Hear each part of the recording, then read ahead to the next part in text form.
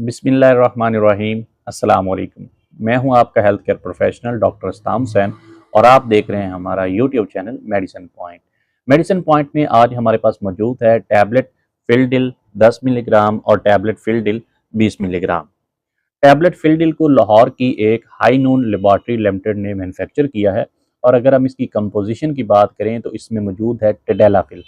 ये tablet 2.5 milligram, 5 milligram, 10 milligram और 20 milligram की डोजेज फार्म में हमारे पास मौजूद है। टैबलेट फिल्डिल की अगर हम इंडिकेशन की बात करें कि ये किस लिए इस्तेमाल होती है तो नंबर 1, पल्मोनरी आर्टियल हाइपरटेंशन के जो पेशेंट्स हैं उनके इलाज में इसको इस्तेमाल किया जाता है।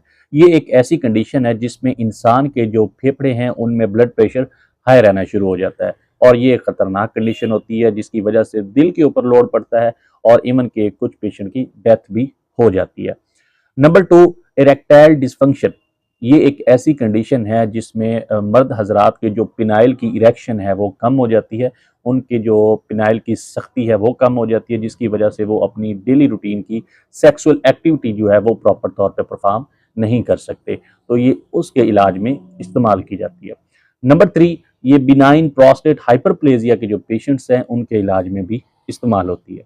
अब हम इसकी डोज की बात करते हैं तो अगर तो पल्मोनरी हाइपरटेंशन का पेशेंट है उसके इलाज में ये 40 मिलीग्राम डेली दी जाती है और जो इरेक्टाइल डिसफंक्शन के पेशेंट हैं और अगर वो वक्ती तौर पे यूज़ करना चाहते हैं तो इसकी स्टार्टिंग डोज 10 मिलीग्राम है, वो 10 मिलीग्राम ले सकते हैं और अगर वो प्रॉपर रिजल्ट्स नहीं देखते इसके वो 20 मिलीग्राम तक की डोज ली जा सकती है।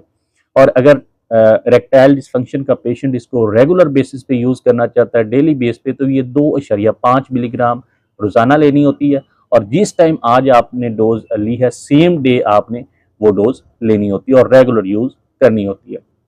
और जो बिनाइन प्रोस्टेट हाइपरप्लेजिया के पेशेंट हैं उनमें इसकी डोज 10 मिलीग्राम स्टार्टिंग डोज है और ये रेगुलर बेसिस पे दी जाती है। टैबलेट फिल्डिल की प्रिकॉशन की बात करें कि क्या एहतियात है इस टैबलेट के बारे में तो नंबर 1, ऐसे पेशेंट जो एंजाइनल पेन का शिकार होते हैं जिनको दिल की दर्द होती है तो ये उनको नहीं दी जा सकती।